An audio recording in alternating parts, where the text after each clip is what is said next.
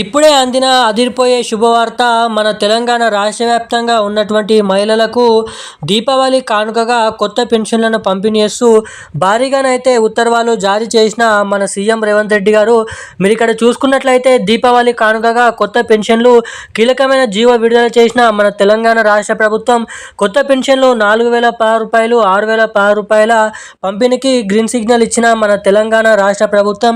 ఇక ఇప్పుడు ఎవరైతే పెన్షన్లు తీసుకుంటున్నారో వారికి ఈ సెప్టెంబర్ నెల పెన్షన్ డబ్బులు కొత్త పెన్షన్ డబ్బుల కిందగా జమ చేయబోతున్నట్లు సమాచారం.